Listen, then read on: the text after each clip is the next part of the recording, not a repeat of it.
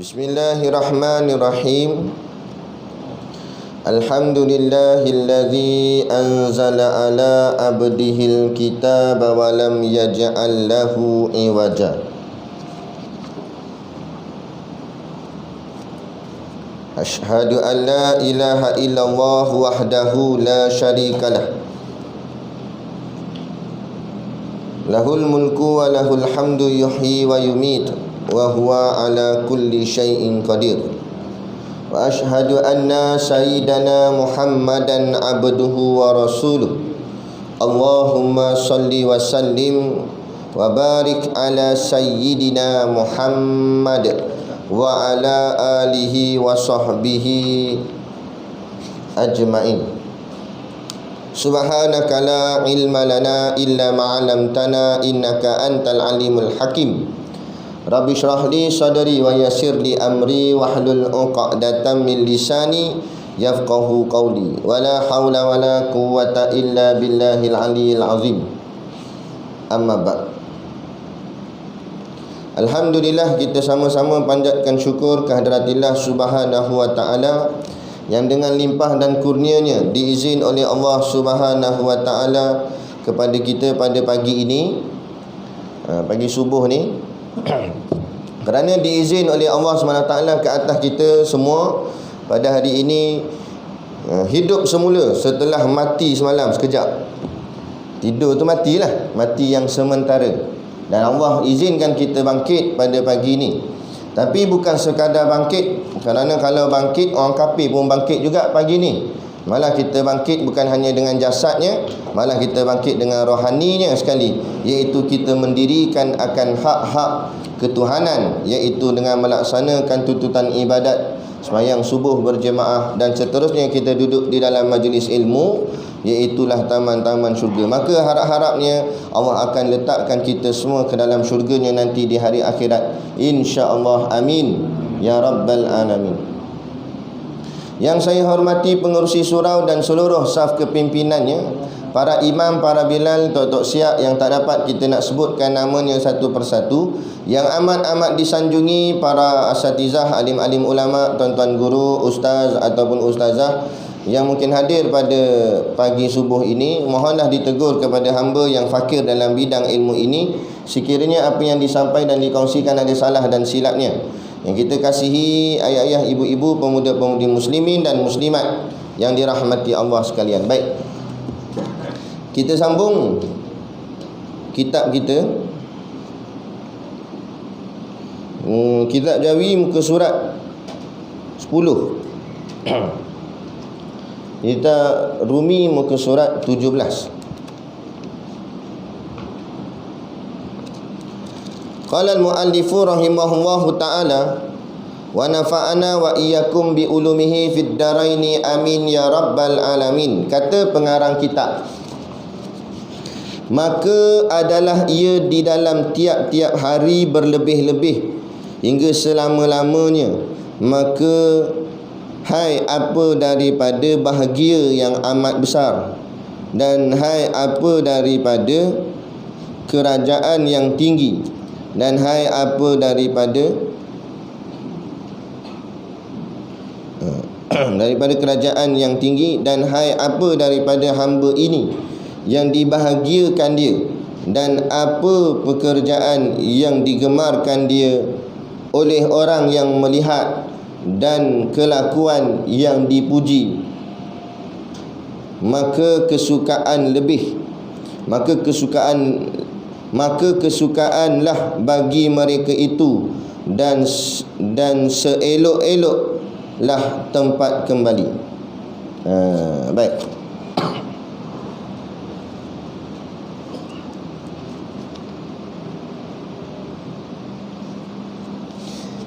Jadi ini sambung lagi di akabah yang terakhir. Dia semua sekali ada 7 akabah. Ini akabah yang terakhir.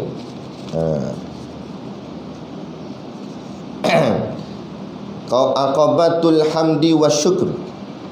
Dia makam orang yang nak berjalan kepada Allah ni, dia terpaksa tempuh 7 fasa.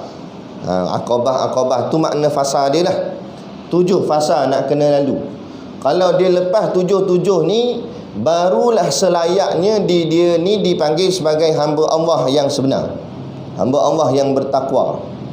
Kalau tak lepas 7 ni, takut tak jadi hamba Allah, tapi jadi hamba makhluk, hamba dunia, hamba tak kira lah, hamba benda lah, hamba harta, hamba pangkat dan sebagainya.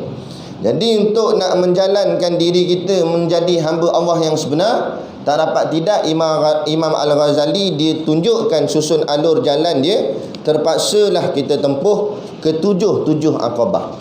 Jadi kitab kita ni jadi manual ataupun jadi buku panduan kepada kita dalam kita nak melayari kehidupan kita ni, supaya di hujung kehidupan kita ni benar-benar kita menjadi hamba Allah yang sebenar. Bila jadi hamba Allah yang sebenar, barulah selayaknya ditempatkan di dalam syurga Allah. Tu dia punya ni. Bukanlah siapa yang tak lepas 7 ni tak dapat masuk syurga. InsyaAllah dapat juga. Cuma mungkin nanti kena hisap, kena orang cakap apa, kena azab dulu dalam kubur satu hal, kan? Di hari akhirat kena bakar dulu dalam api neraka. Tapi bagi orang yang balik jumpa Allah dalam keadaan memang dia benar-benar hamba Allah, maka ni yang disebut sebagai makam bi ghairi hisab. Makam ke satu kedudukan yang dia tidak dihisap pun. Bukan tercenggur dah, smart tag tu. Jalan terus je, tak ada sekat-sekat, lalu titian sirat sepatah kilat, pop terus masuk dalam syurga. Nah, tak payah kata nak kena panasnya api, lalu depan pintu neraka pun tidak. Tu, ini makam dia. Tapi nak dapat bukan senang. Kita bukanlah bila kita mengaji kitab ni confirm kita dapat, tak. Ini baru syekh tu ajar je. Nah, kemudian kita nak kena lalu pula sendiri. Lepas lah, tak lepas lah. Kadang-kadang tukang mengajar pun tak lepas tak tahu, kan? Jadi nak tak nak, kita semua kena tempuh dia dan kena berhati-hati. Kata ulama, man ta'annana lama tamanna. Barang siapa yang berhati-hati, insya-Allah nescaya dia akan sampai ke tempat yang dia tujui. Mana yang dia nak tu. Baik. Jadi kata Syekh, bagi makam yang terakhir ni, makam syukur dan puji, yakni Aqabah syukur dan puji, maka dia kata bila orang yang sampai kepada kedudukan ini, maka adalah ia di dalam tiap-tiap hari berlebih-lebih hingga selama-lamanya. Maksud dia, bahkan kian hari kenikmatan dan kemuliaan itu semakin bertambah. Bila dia dah duduk di Aqabah yang hujung ni, maknanya dia nak selamat dah. Jadi setiap hari dia akan bertambah kebaikan-kebaikan dia. Makin hari makin elok, makin baik, makin terasa nikmat. Nah, bukan lagi nikmat dunia, tapi nikmat akhirat. Dia tidak lagi rasa kenikmatan dunia, tapi dia rasa kenikmatan akhirat. Maksud macam mana? Makan kurang sedap bahagian dunia ni, tapi makan apa sedap? Makan ayat Quran sedap. Sebab tu kadang-kadang koi usia, kadang-kadang makan pun tak teringin dah. Betul tak? Bahagian-bahagian dunia ni tak teringin sangat dah, nak tengok TV pun malas dah. Tapi dia lebih gemar pula pada bahagian akhirat. InsyaAllah moga-moga dapat lah tu. Mungkin lah itulah masuk dalam Aqabatu wa syukru wal ham ni, kan? Moga-moga masuk situ lah.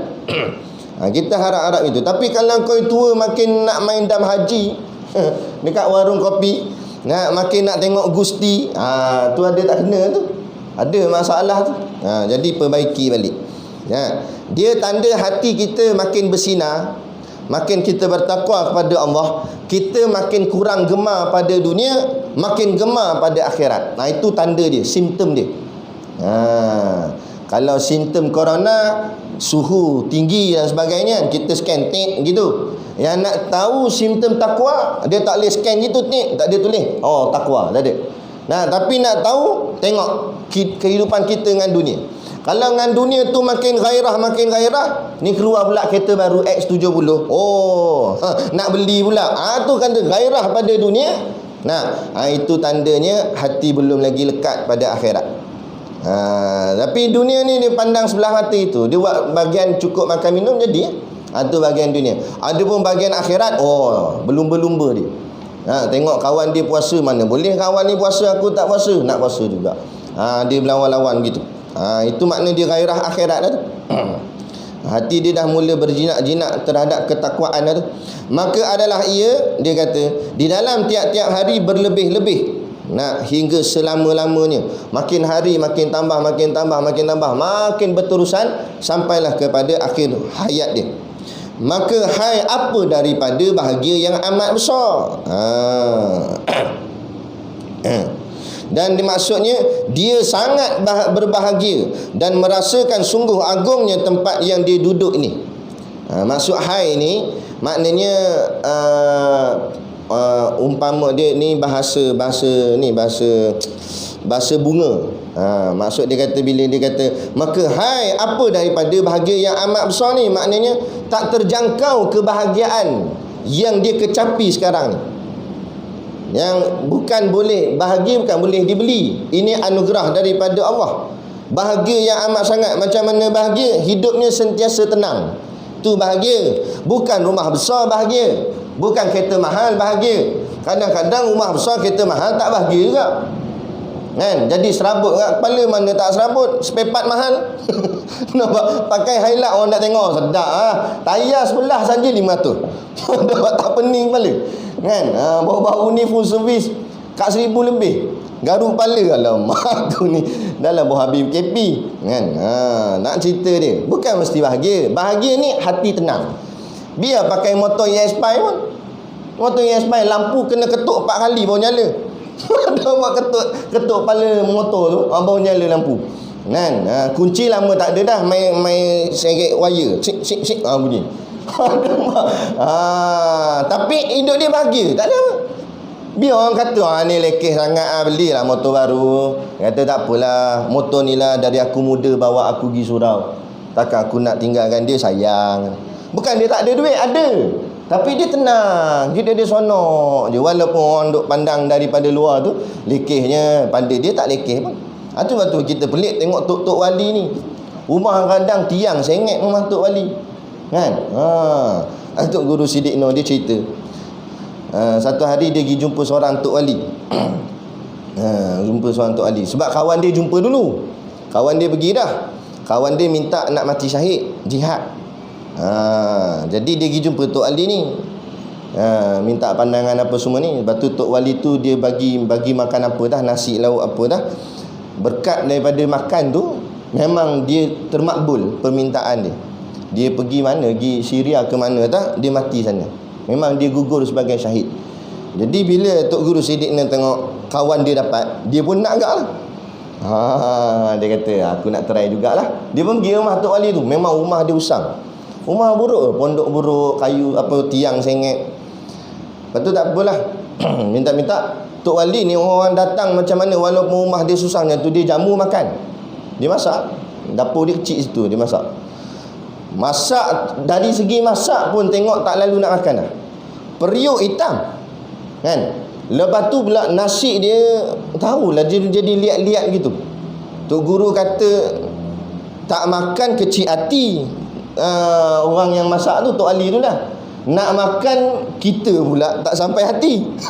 Nampak? Nah, berkembang tekak-tekak ni, kata Tok Guru, kan? Baru masuk suap 2 tak boleh pergi. Dah kali tak habis dia makan. Bila tak habis makan, mana tak dapat lah. Tu kata tak apalah, tak dapat syahid sana, berjuang sini pun jadilah. Memang tak dapat, mana kata payah. Tu kata Tok Ali. Nampak daripada luar nampak lekeh itu lah, dengan pinggan apa semua tu. Nampak rumah dia biasa je, Tok Ali. Sebab dalam hati dia tak ada dunia dah, dia nak akhirat je. Ini dia. Baik, hai apa daripada bahagia yang amat besar. Bagi dia bahagia, walaupun rumah kecil yang tu bahagia, tak ada masalah. Tapi betul tak bila kita fikir balik kan, tuan-tuan, bila memanglah masa umur 40-an, 50-an, kita bercita-cita kan nak rumah besar, 2 tingkat, ada berapa bilik, 4 bilik, kan? Rumah besar, hebatlah orang tengok. Anak ialah masa tu anak ada keliling, ngaji sekolah ada, ngaji kolej, universiti ada. Tapi bila seorang-seorang dah nikah, semua pakat balik rumah masing-masing dia, rumah dia sendiri. Rumah kita yang 2 tingkat tu siapa nak duduk? Tinggal kita berdua. Tu mujur kalau ada 2. Kalau Allah ambil salah seorang, tinggal seorang. Duk main naik turun tangga, boring tak tahu nak buat apa. Nampak? Jadi ni juga. Jadi makna kata tak payahlah nak besar-besar sangat. Cukup sekadar perlu sudahlah. Kan? Mana sempurna kehidupan kita, boleh buat makan minum, boleh buat tumpang tidur sementara hidup ni. Jadilah, kan? Lebih sangat pun apa? Lah kali jadi rumah hantu, kan? Dan hai apa daripada pekerjaan, daripada kerajaan, dan hai apa daripada kerajaan yang tinggi. Ni sekali lagi dia mengagumkan. Dia kata, hei ya Allah, tingginya kerajaan yang dia miliki. Maksud kerajaan di sini kedudukan dia. Bila orang dah sampai tahap ni, kebiasaannya bila sampai akobah ni, memang dia ni tok wali lah.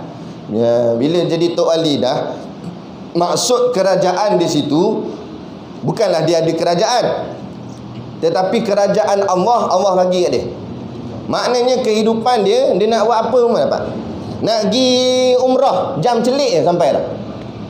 Ada seorang wali, orang petikai dia, tak nampak pun sembahyang Jumaat. Memang dia kata, aku sembahyang di Mekah.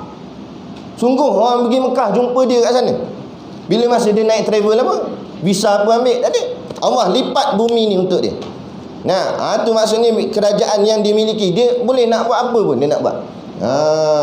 Sebab apa? Sebab dia dah buat apa benda yang Allah suruh dia buat. Jadi Allah bagilah balik kat dia balasan.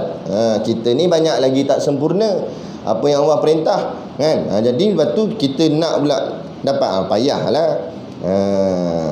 Dia gitu. Jadi daripada kerajaan yang tinggi, dan hai apa daripada hamba ini yang bahagiakan dia, kan? Dan dia terasalah dirinya sangat-sangat bahagia, dibahagiakan oleh Allah Subhanahu wa taala. Dan apa pekerjaan yang gemarkan dia oleh orang yang melihat. Dan dia tak pandang dah pekerjaan ataupun urusan. Maksud pekerjaan di sini urusan yang digemar oleh orang-orang yang melihat. Orang-orang lain. Orang lain serabut sibuk dengan urusan duniawi, dia tak gemar dah dengan urusan duniawi tu. Dia lebih lagi kepada urusan akhirat. Tapi bukan maksud dia meninggalkan urusan duniawi. Jangan salah faham, kan? Bukan maksud jual rumah lepas tu tidur kat surau. Bukan. Tapi maksudnya duniawi dia buat ala kadar je, berlebih kurang. Tapi yang lebihnya kehidupan dia sibuk dengan akhirat. Semayang, baca Quran. Lepas tu kita macam selalu anak sebutlah, di mana-mana kuliah pun kita sebut gini kak. Kita ni tuan-tuan, ayah ibu yang dirahmati Allah sekalian, kita sebenarnya yang kita serabut kat kepala ni soal rezeki ke soal harta sebenarnya? Cuba kita fikir sama-sama, kan? Yang menyebabkan kita pening kepala sampai kena heart attack lah, apa macam-macam penyakit serabut dalam kepala ni, sebab apa punca dia? Punca kita jadi pressure, tekanan ni, punca rezeki ke punca harta? Sebenarnya bukan rezeki. Rezeki tak ada masalah, rezeki cukup.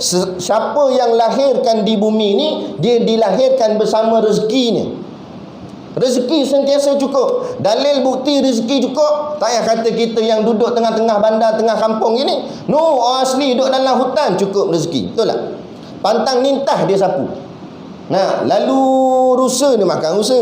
Lalu eok tu, hidung congek tu, bantai juga dia. Nampak? Makna kata Allah jamin rezeki dia, padahal dia ada SPM tak? SPM pun tak ada. Cakap orang putih ni lagi tak boleh, cakap Melayu pun kadang-kadang tak lepas. Tapi duduk elok kita duduk kat luar ni, boleh takut SPM tak ada, takut ni takut tu. La ilaha illallah. Kita pakai baju sempurna, dia pakai cawat dia dalam tu, boleh elok, yakin?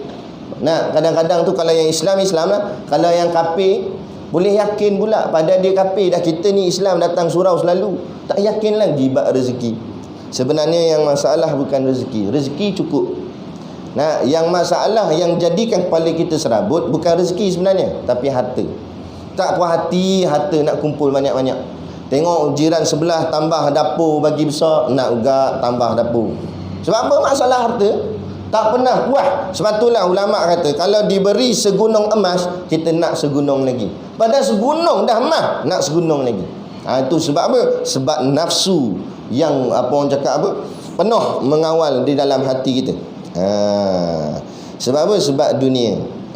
Lepas tu kita nak belajar tasawuf ni bukan suruh tinggalkan dunia. Tetapi dunia ni letak tepi-tepi gitu je. Dia jadi sampingan sahaja. Adapun akhirat itulah pokok dia. Itulah dia punya matlamat dia. Barulah hidup kita jadi lurus elok. Kan? Sebab tu kita baca dalam Fatihah, kita minta ayat dalam doa, ihdinas siratal mustaqim. Ya Allah, tunjukilah kami jalan yang lurus. Kita nak jalan yang lurus. Jalan lurus ni jalan apa? Siratal ladzina an'amta alaihim, iaitu jalan-jalan orang yang engkau berikan nikmat pada mereka ni. Nikmat tu nikmat apa? Bukan nikmat dunia, nikmat akhirat, yakni nikmat Islam dan nikmat iman. Apa maksud nikmat Islam dan nikmat iman? Dia seronok jadi orang Islam dan dia seronok menjadi orang beriman. Dia jaga dua ni je. Ghairil maghdubi alaihim waladdallin. Dan jangan jadikan kami daripada jalan maghdub dan jalan dallin. Siapa maghdub, siapa dallin? Maghdub Yahudi, dallin Nasrani. Kita minta, ya Allah, jangan jadikan jalan aku ni bukan ikut agama, jalan pun tak nak. Jangan jadikan kami ni jalan maghdub, jalan Yahudi, dan juga jangan jadikan kami jalan Nasrani. Jalan dallin. Sebab apa maghdub? Maghdub ambil daripada perkataan ghadaba ataupun ghadbun. Makna ghadbun marah, murka. Jalan yang dimurkai Allah. Orang Yahudi Allah murka pada dia. Sebab apa Allah murka? Sebab dia melebihkan dunia, membelakangkan akhirat. Dia dunia orang Yahudi ni. Tengok segala ciptaan alat teknologi kebanyakan ciptaan Israel, ciptaan orang Yahudi, kan? Dan kerja-kerja akhirat dia tak buat. Mana ada orang Yahudi sebarkan dakwah agama dia? Tak ada. Malah, kan? Dia tak ada buat apa kerja-kerja agama, dia tak buat. Dia lebih sibuk dengan dunia sana, dunia sini. Ni dia nak conquer dunia. Tak pandang dengan kecil negara pun tak ada tanah dia, tapi nak conquer dunia. Tu. Kan? Ni Yahudi. Beza dengan Nasrani, Kristian. Kristian pula Allah kata dalin, sesat. Sebab apa sesat? Dia pula sangat mementingkan akhirat, membelakangkan dunia. Dunia pula dia tolak terus. Dia ambil akhirat je. Lepas tu kita tengok orang mubalik Kristian sungguh-sungguh dalam menyebarkan agama Kristian. Mana tempat dia tak masuk, semua dia masuk. Lepas tu kita tengok mana negara yang tak ada Kristian, semua ada Kristian.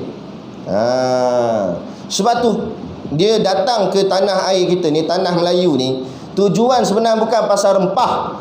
Dia ada 3 matlamat dia. Dipanggil gospel, gold dengan glory. Dipanggil 3G. Tujuan dia datang tu bawa matlamat 3G. Yang pertama gospel. Gospel ialah maknanya dia nak sebarkan Kristian di sini.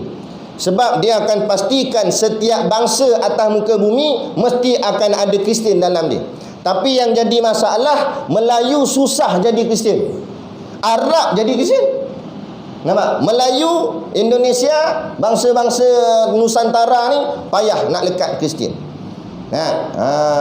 Sebab tu kita dijajah 446 tahun, tak dengar lagi Melayu murtad. Tak dengar lagi waktu tu Melayu kafir. Tak ada. 446 tahun bukan lama. Bukan sekejap, lama. Lama tahap macam tu pun tak ada Melayu jadi Kristian. Tapi lah ni baru 63 tahun sahaja merdeka, tak kena jajah, ada dah gereja orang Melayu.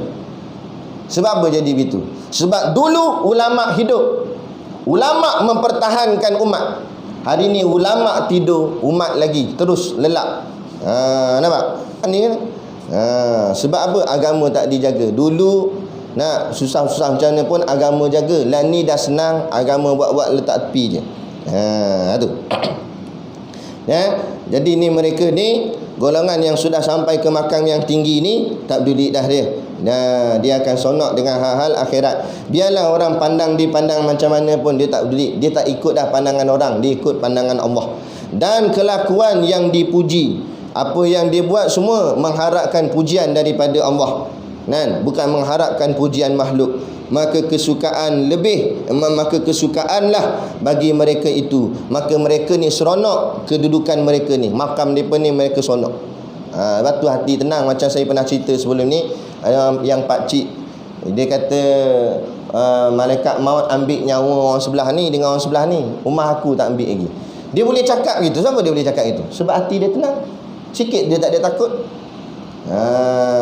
Tak ada takut. Takut mati tu tak ada dalam diri dia. Boleh bergurau lagi. Dan seelok-eloklah tempat kembali, dan dia akan kembali ke tempat yang sebaik-baiknya. Mana tempat sebaik-baiknya? Dua. Yang pertama, tempat sebaik-baiknya di dalam kubur. Allah akan buat satu lubang di dalam kuburnya, kemudian disalurkan macam paip ke apa tak tahulah, masuk ke dalam syurga, sehingga kan bau-bauan syurga akan masuk dalam kubur dia. Mana bau-bauan syurga ni wangi, masuk dalam kubur dia penuh dengan wangian. Kemudian dalam syurga ni nyaman, sejuk, tenang, maka kesejukan syurga akan masuk dalam kubur dia. Kemudian syurga akan diluaskan baginya sehingga sejauh mata memandang. Maknanya tak nampak mana had, jauh, nampak lapang, kosong. Walaupun pada zahirnya kita tengok masa tanam mayat sempit, tapi orang yang mati dalam keadaan bertakwa, lapang dalam, dan dia tenang. Kemudian dia ada peguam bela. Bila malaikat muka nakir datang nak tanya soal, Quran akan jadi peguam bela dia. Sebab apa? Sebab masa hidup di dunia, dialah yang membela Quran. Batu tengok ulama-ulama, tok guru sungguh-sungguh dalam berjuang. Tok guru Siddiq Nur, dia pernah kena hampir nak stroke kan, dekat rumah. Bacaan kat 200 lebih, darah tinggi. Terbaring dia dekat dalam rumah dia. Tengah hari tu, Zuhur tu, saya lepas habis semayang, saya datang ziarah. Lepas tu kita pandailah, adalah belajar sikit-sikit bab ruqyah ni. Kita pun bacalah ruqyah kat kepala dia. Memang panas, jadi demam, darah dia, badan jadi lemah dan sebagainya. Tak apalah, lepas tu kita balik. Jadi asar, lepas habis semayang asar, tengok dia naik atas kereta Hilux dia, nak keluar pergi kuliah. Kita tanya, Tok Guru nak pergi mana? Pergi kuliah. Dia tanya, kan Tok Guru tadi sakit ni. Dia kata, umat lagi sakit ni. Dia gairah nak berjuang tu. Sebab apa dia gairah nak berjuang? Sebab dia nampak apa yang akan dia dapat nanti di dalam sana. Kita tak nampak tu, kita jadi malas tu kan. Macam cerita seorang khalifah, seorang pemimpin, nama apa dia lupa dah. Dia ni suami isteri. Dia jumpa Bahlul. Bahlul ni bukan maksud bodoh. Kita orang Melayu ni panggil Bahlul. Bahlul tu nama wali sebenarnya. Nama seorang tok wali, nama dia Bahlul. Cumanya Bahlul ni dia suka buat benda pelik-pelik. Nama pun tok wali. Tok wali memang suka buat benda pelik. Satu hari Bahlul ni dia tengah susun batu-bata. Jadi khalifah dengan isteri dia berjalan kat situ. Jadi isteri khalifah tegur, Bahlul buat apa? Bahlul kata tengah bina mahligai syurga. Jadi isteri khalifah ni ngusiklah Bahlul ni. Dia kata kalau macam tu buat aku satu, aku nak juga. Bahlul kata boleh. Satu darham je, kata Bahlul. Satu darham. Tak apa, satu darham murah, mana RM1 lah. Tak apa. Lepas tu balik tu, khalifah tidur. Tidur-tidur dia mimpi. Dalam tidur dia tu, dia mimpi dia nampak ada pintu gerbang besar, mahligai belakang pintu gerbang. Lepas tu ada 2 orang guard, ada 2 jaga depan pintu tu. Bila dia nak masuk, jaga tu tutup, tak bagi masuk. Tak boleh. Kenapa tak boleh pula? Dia kata, aku nak tengok apa benda dalam. Tak boleh, kamu bukan tuan rumah ni. Siapa tuan rumah ni? Dia pun tunjuk atas pintu gerbang tu, tertulis nama bini dia, mahligai syurga, nama bini dia. Macam mana dia boleh dapat? Kata guard tu, dia beli dengan Bahlul. Lah betul. Jaga daripada tidur, khalifah ni pergi jumpa Bahlul. Bahlul, aku nak guard satu, sebab aku malam tadi tidur nampak bini aku dapat dah. Aku nak guard satu. Bahlul kata boleh. Tak mahal mana, ada dalam 1000 darham. 1000 darham. Kata khalifah, semalam hang jual kat bini aku 1 darham je. Awak hari ni hang jual kat aku 1000 darham. Kata Bahlul, sebab hang dah tengok. Ya gitu. Dah tahu jadi mahal. Bila kita tahu ilmu ni hebat, ilmu ni kita akan rasa mahal pada dia. Maka bila mahal, kita jaga dia sungguh-sungguh. Tapi bila orang tak tahu nilai ilmu ni, dia nampak ilmu ni ilmu biasa je. Sebab tu tak datang nak mengaji pun. Kan? Saya nak belajar di Selangor tu, nak belajar ilmu tajwid je pun, nak bagi betul kita baca ayat Quran 300 sebulan. 300 sebulan. Ambil potong duit gaji, ambil sikit, bayar waktu. Belajar di pondok free. 1 sen tak ambil, ikut nak derma tak derma pun kami ngajar juga. Bila kita nampak benda ni, bila kita datang ke Perak ni, ke Beruah ni, sekolah Ustaz Siddiq ni, kita tengok, ya Allah, aku nak ambil ilmu macam ni dekat Kuala Lumpur punya mahal, sini cuma Allah. Kita akan nampak mahalnya ilmu ni, kita akan hargai. Tapi orang yang tak nampak, awak tak kisah. Buat pengajian banyak mana pun tak kisah. Tak ada masalah pada dia. Sebab dia letak benda tu murah. Sebab murah? Sebab dia tak tahu lagi berapa nilai dia. Kata Tok Guru Siddiq no, umpama mengkalungkan rantai emas di leher babi. Kita ambil rantai emas, kita galung ke leher babi. Babi ngerti tak tu emas? Dia buat tak kisah dengan rantai tu. Sebab apa? Nak menunjukkan dia tak reti bahawa emas tu bernilai. Jadi kalau kita tak dapat menilai akhirat, takut-takut jadi macam dia tu lah. Betul lah. Nah, Allah dah kalungkan kita Islam, Allah dah kalungkan kita ilmu agama yang hebat-hebat, tapi dia tak reti nilai. Macam dah kalung rantai emas di leher babi. Ni ulama kata. Ulama buat kias. Jadi kita biar nampak agama ni lah nak matlamat kita, biar kita terkinja-kinja. Kan? Ini orang panggil kuliah macam-macam alasan, sakit lutut, sakit pinggang, macam-macam sakit. Bila orang panggil nak ambil duit bantuan, lempar dengan kursi-kursi roda. Nampak dengan tongkat-tongkat campak, lari pergi nak ambil bahagian duit bantuan, berebut. Bahagian dunia berebut-rebut, bahagian akhirat, macam-macam alasan. Inilah menunjukkan hati lekat pada dunia. Bila hati terlampau lekat dunia, tuan-tuan, apa masalah dia? Nak pisah dengan dunia tu payah. Sebab tu dipanggil meninggal dunia. Kenapa disebut meninggal dunia? Sebab yang nak ditinggalkan tu dunia. Nah, bila hati terlampau lekat dengan dunia, masa nak pisah dengan dunia tu macam mana? Allah ketat, teramat-amat ketat. Tu yang sakit tu. Orang yang terlampau mencintai dunia dalam hati, saat mati sakit sungguh sakaratul maut dia. Bukanlah maksud orang yang mencintai akhirat tak sakit, sakit juga, tapi sakitnya diringankan berbanding orang yang terlampau mencintai dunia ni. Nak cabut payah. Macam kuku dengan isi lah, nak tarik sebab dah melekat lama, bertahun-tahun melekat sama, nak cabut dia bukan senang. Jadi kita dengan dunia jangan sampai jadi macam ni. Kita dengan dunia letak aja. Mana nak letak boleh, nak pisah boleh. Itu dunia. Orang suruh pegang jawatan, kita pegang. Orang suruh lepas. Ini dah lah lepas, tak puas hati nak ambil balik. Dah tak dapat pula, buat pula parti baru. Anda kata sebab apa? Sebab gila pada dunia.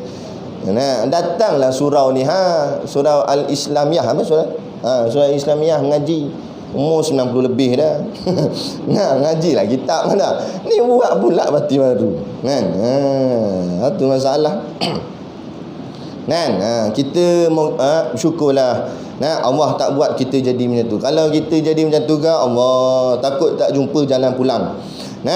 Seelok-eloklah tempat kembali yang elok dalam syurga, dapat suasana syurga. Walaupun tak masuk lagi syurga, orang tanya ulama, lah ni ada tak orang dalam syurga? Ulama kata, wallahu alam lah, itu hanya Allah saja yang tahu. Tapi berdasarkan kajian ayat Quran dan hadis, mana kata belum siapa-siapa boleh lagi masuk syurga dengan neraka sekarang ni.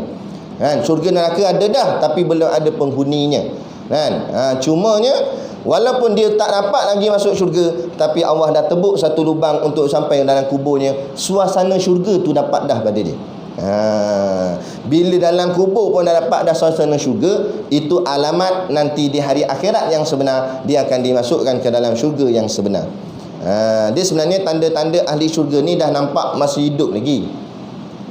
Dah nampak masih hidup lagi. Nak tahu kita ni mungkin ahli syurga ke tidak, tengok apa amalan ahli syurga.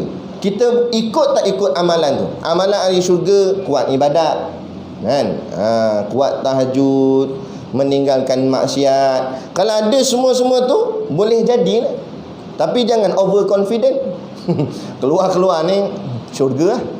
Sugar atas sekali tu. Jangan buat act macam tu, takut-takut memang tak jumpa langsung. Tapi nak ceritanya, bila kita nampak kehidupan kita begitu, kita pun berada harap. Sebab dalam bab ni, kehidupan kita ni dia kena ada dua. Satu dipanggil khauf, satu dipanggil rojak. Bukan rojak buah. Khauf tu makna takut, rojak tu makna harap. Bila kita terlampau takut, bawa datang harap.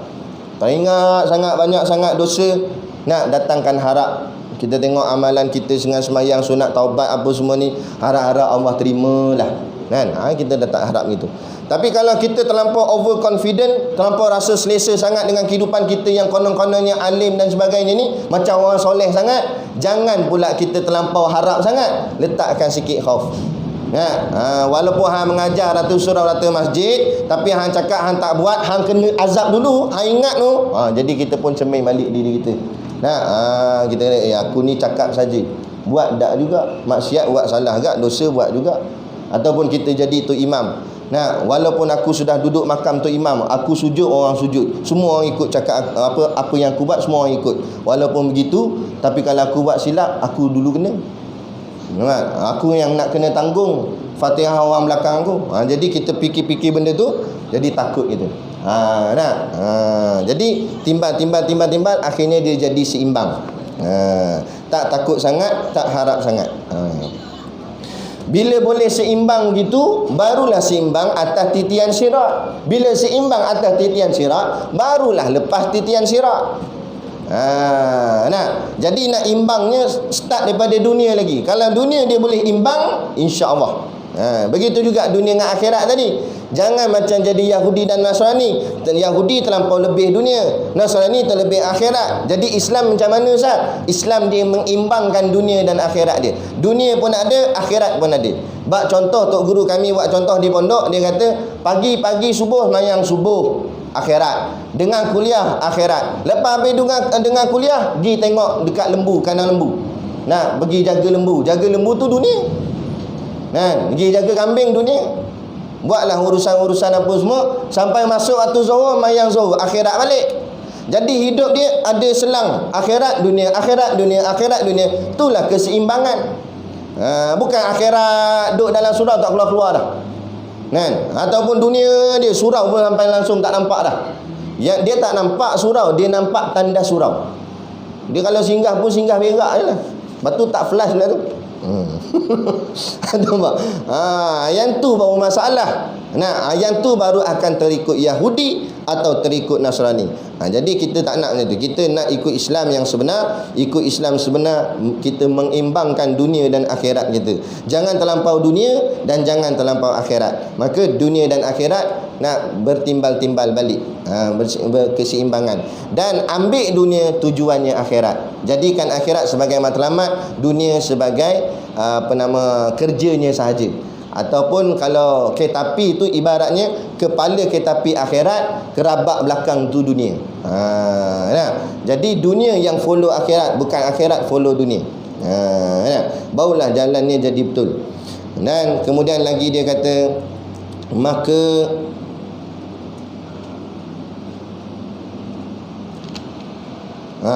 dah nak habis ni. Maka kami pohonkan akan Allah, Tuhan yang Al-Barr, Tuhan yang Al-Barrur Rahim. Al-Barr ni maknanya yang baik, yang tersangat baik. Maka kami pohonkan akan Allah, Tuhan yang Al-Barrur Rahim, Subhanahu wa ta'ala, bahawa diberi atas kami dan atas kamu dengan nikmat ini yang amat besar. Ini dia dah bahagian penutup dia dah. Dia kata dengan itu, bila kita dah belajar ketujuh Aqabah ni, cumanya ini kita belajar secara ringkasan aja. Dalam ni nanti dia akan hurai setiap satu Aqabah tu secara detail. Yang depan ni dia ringkasan je dulu. Jadi semua tujuh Aqabah yang dia terang secara ringkas ni, dia kata maka kita haraplah, dimohonkan pada Allah, dia minta pada Allah, moga-mogalah bahawa Allah akan berikan ke atas dia dan juga kita. Dia kata moga-moga Allah berikan pada kita semua ni untuk lepas tujuh Aqabah ni. Maksud dia begitu. dengan nikmat ini yang amat besar dan bangkitan yang amat jisim, dan yang demikian itu sedikit. Maksudnya yang dan apa nama? Dia kata dan bangkitan yang amat jisim. Maknanya jisim di sini artinya bernilai. Dan kita dapat bangkit dengan penuh bernilai. Dapat buat dengan penuh bernilai. Kita merasakan segala ibadat ni sangat bernilai di sisi kita. Dia gitu, bila nampak benda tu bernilai, baru penjagaan dia kuat. Yang menyebabkan kita kurang jaga sebab tak nampak ianya bernilai. Ibarat contoh antara duit 100 dengan duit RM1, mana kita jaga lebih lagi kan? Kita tengah sembahyang ni, poket ada duit dekat dalam ni kan. Bila kita rukuk tu, jatuh duit tu dekat tikas jadah, tapi tak banyak mana, RM1 je jatuh. Kita kisah sangat tak RM1 tu? Tak kisah mana pun. Lagi RM1 tu pun terbang, kita pun tak kisah, RM1 je kita kata. Sebab kita rasa kurang bernilai. Tiba-tiba sekali tu mayang-mayang jatuh duit RM100.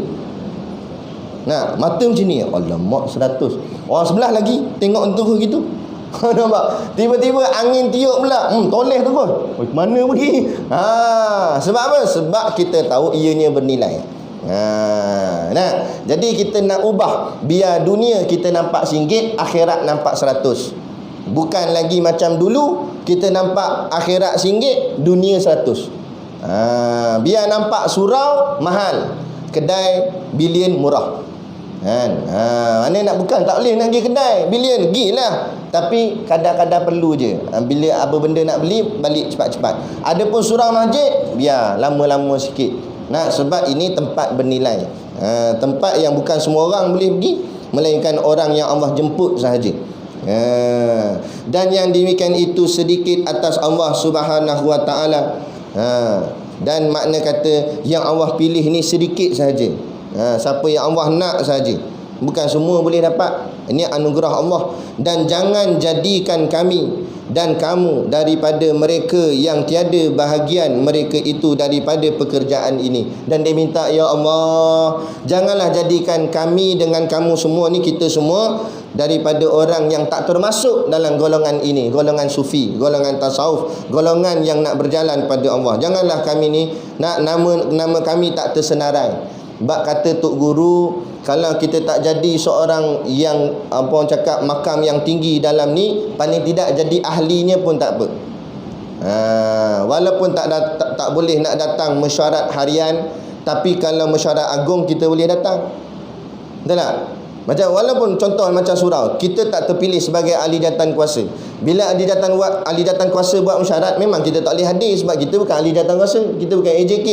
Tapi bila surau buat mesyuarat agung, yang bukan AJK boleh datang tak? Boleh datang sebab dia ahli, dia datang juga. Jadi kita macam tu juga. Walaupun kita tak duduk makam ulama, kita tak duduk makam wali, sebab ni semua makam tinggi-tinggi, tapi sekurang-kurang kita jadi ahli pada mereka. Tak boleh jadi orang berilmu jadi ahli ilmu. Mana? Tak boleh mengajar kat depan tapi duduk dengar orang mengajar. Maknanya jadi ahli dah tu sebahagian. Bila jadi ahli, kalau bos masuk syurga, dia punya anak buah pun dapat masuk. Jadi macam anjing Ashabul Kahfi. Ashabul Kahfi duduk dalam gua, anjing tu tak tahu apa-apa je, ikut Ashabul Kahfi masuk syurga, anjing-anjing tu juga masuk syurga. Tu. Jadi kita nak jadi begitu. Walaupun tak boleh hebat sangat, bahagian ikut sudahlah kan. Tu. Dan tiada bahagian daripada mereka itu pekerjaan ini, melainkan sifat atau mendengar jua. Kalau tak boleh nak ikut pun, bahagian dengar pun jadi. Bahagian boleh ikut sudahlah. Ini dengar tapi tak dapat ikut. Ni banyak orang tahu Islam ni betul tapi tak boleh nak ikut. Orang tahu kuliah pengajian ni baik tapi tak boleh nak ikut. Orang tahu aurat ni bagus kena tutup tapi tak boleh ikut. Kita tak nak macam tu.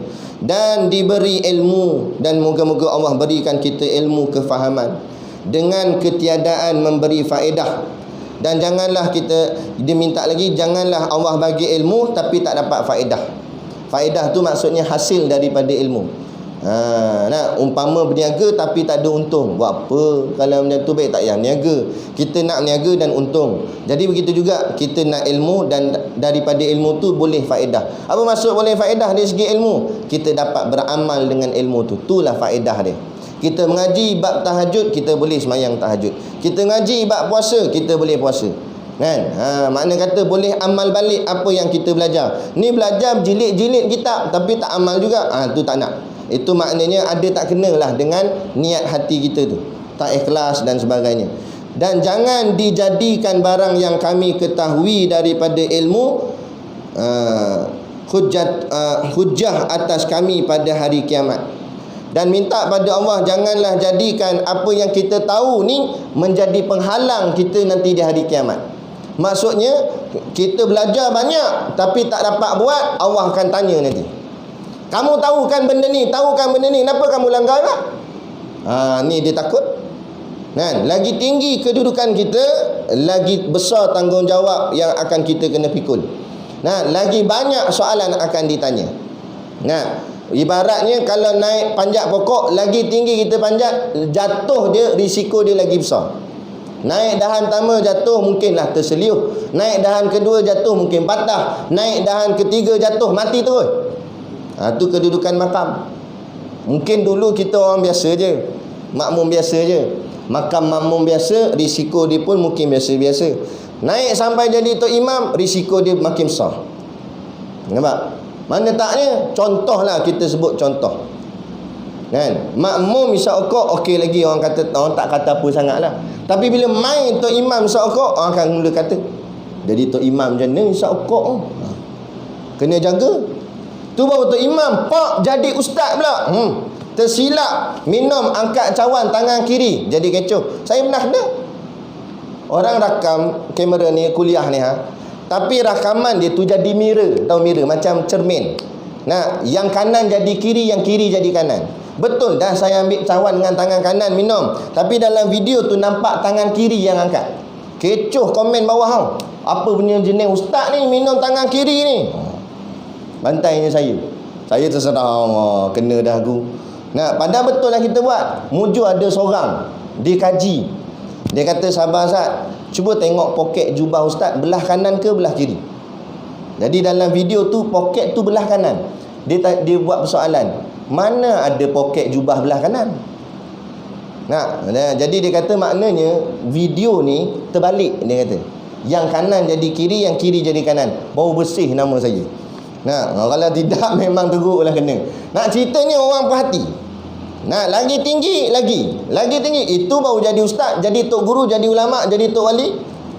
Sebab tu ada tok wali, macam kita baca dalam kitab Jauharul Mauhub, mati kafir, wali mati kafir. Dah kalau kita kuali, mati wali pun belum tentu selamat. Mati kafir wali. Apa nama dia? Basisah. Akhirnya mati dalam keadaan kafir. Kita sebab tu benda ni nak tak nak semuanya adalah kepada Allah. Tidak ada makam selesa sehinggalah Allah ambil nyawa kita. Barulah di sana bila dah selamat, dah selesai, tak apalah. Selagi hidup ni kena mujahadah sungguh-sungguh, bila-bila pun. Jadi kita tak naklah Allah bagi kita ilmu tapi kita tak dapat mengamalkan ilmu tu, dan akhirnya ilmu itulah menjadi hujah kepada kita balik, nak sekat kita daripada masuk syurga Allah. Kita takutnya itu. Moga-moga kita boleh beramal lah. Kemudian dia kata, dan diberi taufik kami sekalian bagi amal dengan yang demikian itu. Moga-moga Allah bagi kita taufik. Taufik ni apa dia? Taufik ni maknanya ta'yid, kekuatan untuk menjalankan apa yang diperintahkan Allah dalam bentuk amal. Itu namanya taufik. Dia ada dua, hidayah dan taufik. Hidayah ni baru petunjuknya. Taufik untuk membuat petunjuk tu. Kadang-kadang kita nampak dia petunjuk, nak buat tak boleh. Jadi kita nak ada dua, hidayah dan juga taufik. Dan lagi dia kata, mendirikan dengan dia seperti barang yang dikasihnya. Dan moga-mogalah Allah berikan kepada kita seperti mana yang kita kasih. Apa kita kasih? Nak bersama dengan Rasulullah dalam syurga. Itu. Dan yang redanya, yakni Allah reda ke atas kita. Sebab tu para sahabat, bila sebut nama sahabat, belakang kita sebut apa? Radiyallahu anhum. Allah reda atas mereka. Kenapa Allah reda mereka? Sebab mereka terlebih dahulu reda atas Allah. Mereka reda dulu atas Allah. Tengoklah keluarga Yasir. disula dengan besi panas, cocok kat punggung, tembus kat mulut. Sumayyah, tengok baca sirah-sirah. Mereka reda, mereka diseksa kerana pertahankan Islam. Tak apalah kalau demi syurga, demi akhirat, demi iman. Kalau beginilah yang aku kena, yakni kena sula, aku lebih sanggup disula daripada duduk nak di atas tilam yang empuk tetapi akhirnya dibakar di dalam api. Apa? Maknanya kalau Allah nak bagi kita syurga tapi jalan dunianya jalan seksa, kita reda jalan seksa tu. Nah, maka bila reda, itulah yang disebut radhiyallahu anhum. Allah reda atas mereka. Reda tak reda, nak perang Badar bulan puasa, nak tak buka puasa para sahabat. Dalam perang tu puasa, kita baru cat rumah nak buka puasa dah. Nah, tengok tong cat macam sedap. Nampak? Ada kata, nah macam mana nak kata boleh dapat masuk syurga? Payah, barang susah. Sembang boleh tak? Bahawasanya ia Tuhan Arhamar Rahimin, Tuhan yang maha pemurah lagi maha penyayang. Kita harap situlah, moga-moga Allah yang pemurah lagi penyayang kurniakanlah kita kebaikan-kebaikan, lagi akram, lagi mulia. Akramal akramin, lagi yang tersangat mulia. Bahawasanya ialah yang memberi nikmat, lagi amat murah, lagilah lembut kasih sayangnya. Jadi kita harap Allah yang lembut, Allah yang penuh kasih sayang, kasihlah kita, pandanglah kita dengan pandangan yang kasih kepada kita. Jangan dengan pandangan yang murka terhadap kita. Jadi untuk mendapat kasih Allah, bila buat salah pujuk balik, macam budak-budak kecil. Macam budak-budak kecil kan, macam anak-anak besar rumah tu. Nah, bila dia buat salah apa, kita marah dia, dia pun pergi kat badan kita ni, dia peluk. Lepas tu buat muka comel dia lah kan, gitu. Dia nak tarik balik kita. Macam tu juga kita dengan Tuhan. Mustahil lah nak kata kita langsung tak pernah buat dosa. Mesti kita ada buat benda salah. Tapi bila buat benda salah, cepat-cepat peluk Allah semula.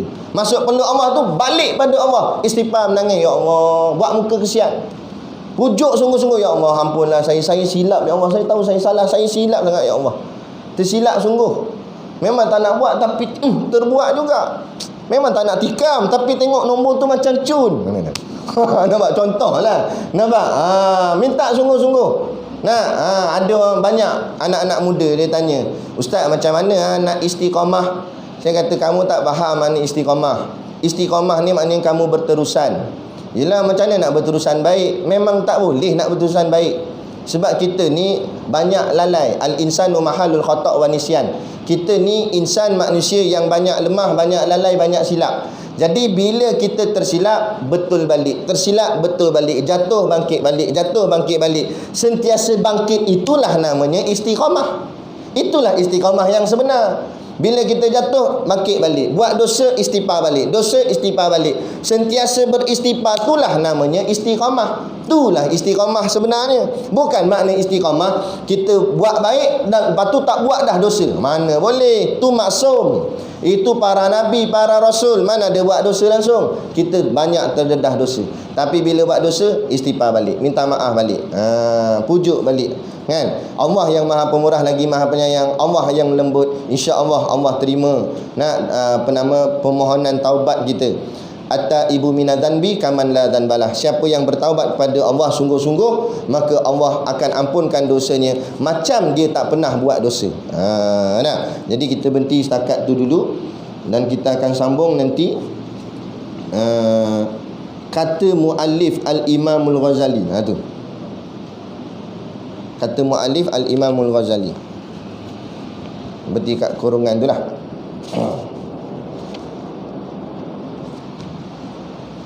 Boleh? Biasalah subuh ni dia mujahadah kena kuat sikit, ngantuk sikit lah. Tapi saya ada ubat, ada doa untuk nak hilangkan ngantuk bila dengan kuliah. Salin doa dia wabillahi taufiq wal hidayah. Asam sungguh ni asam ni ustaz. Tak betul lah. Bila ustaz sebut wah okey, wabillahi taufiq, semua Oh habis dah, habis. Saya test dah doa ni. Mana negeri pun sama je. Dia jadi segar. Nampak? Jangan marah nak gurau. Baik, jadi cukup sekadar tu pada pagi ni. Barang niaga kita tak buka. Cuma kalau ada siapa-siapa yang nak beli ke apa, biskut dia dah habis ke, tolong masin dah tinggal kulit je ke, boleh lah. Nak kita nanti suruh Burhan, Ustaz Burhan kita panjat atas hilak tu ambil. Jadi cukup sekadar tu pada pagi ni. Moga-moga apa yang kita belajar ni dapat kita amalkan, dan bila kita dapat amalkan, Allah kasihkan atas kita, dan dengan kasih itulah kita beroleh syurga Allah nanti di hari akhirat, insya-Allah. Moga-moga kita semua berpimpin tangan masuk ke dalam syurga Allah. Wabillahi taufiq wal hidayah. Assalamualaikum warahmatullahi wabarakatuh. A'udzu billahi minasyaitonir rajim. Bismillahirrahmanirrahim. Alhamdulillahirabbil alamin. Wassalatu wassalamu ala asyrafil anbiya'i wal mursalin sayyidina Muhammad wa ala alihi washabihi ajmain.